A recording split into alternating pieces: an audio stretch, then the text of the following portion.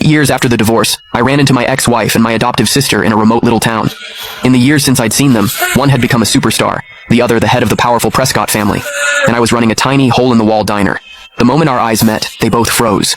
Serafina, my ex-wife, quickly hid a medical report behind her back. Isabel, my sister, slipped a limited edition watch she'd bought for her brother into her pocket. I calmly finished packing the takeout order and handed it to them with practiced courtesy. "Here you are, ladies." The formal, distant address seemed to rattle them.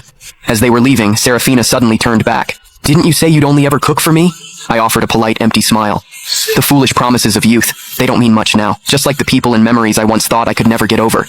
With time, they had all faded to nothing. Through the open glass door, the noise of the street drifted in, but it couldn't dispel the frozen silence that had settled over the diner. The two women who had conspired to ruin me, to cast me out of my own home, now stood at the counter, unwilling to leave. Serafina clutched the plastic bag of food, choosing her words carefully. "Owen is injured and needs to recuperate. The facilities here are excellent, so we brought him to stay for a while. Mom and Dad, they came too," she added. "Do you want to see them?" I shook my head, wiping a grease stain from the countertop. "No, that's not necessary. Please give my regards to Mr. and Mrs. Prescott." I paused, then added, "Actually, it's probably best you don't mention me at all. Being associated with someone like me would only tarnish the Prescott name." At that, my adoptive sister Isabel's brow furrowed.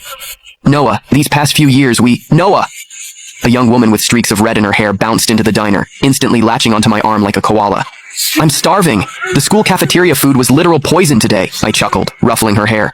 "You say that every day, Gigi. There's a plate of your favorite shrimp scampi in the kitchen. I just made it. Go get it yourself." Gigi just hugged my arm tighter, whining, "No, you have to eat with me." Noticing that my other two visitors still hadn't left, my smile faded. "Is there anything else I can get for you ladies?" The message was clear, but it took them a long moment to shake their heads. Serafina seemed to drift off for a second when she heard shrimp scampi. Isabel stared at Gigi clinging to my arm, her lips parting as if to speak, but no words came out. I led Gigi into the back, the curtain falling behind us and cutting off their view. When I came out again, they were gone. "Hey," Gigi said around a mouthful of shrimp. "Did you know them? They weren't here to cause trouble, were they? I've seen them on TV. One's a huge celebrity, the other runs the Prescott Corporation. They're kind of a big deal." I placed another shrimp in her bowl. "Just regular customers," I said with a light laugh.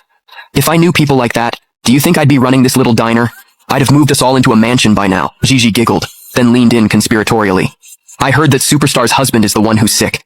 The whole family came all the way out here just to take care of him. Must be nice, having that many people who care about you." I said calmly, wiping a grain of rice from the corner of her mouth. "Oh, I knew exactly how much they doted on Owen Prescott. 8 years ago, for his sake, one of them had publicly accused me of slander and assault, sending me to prison.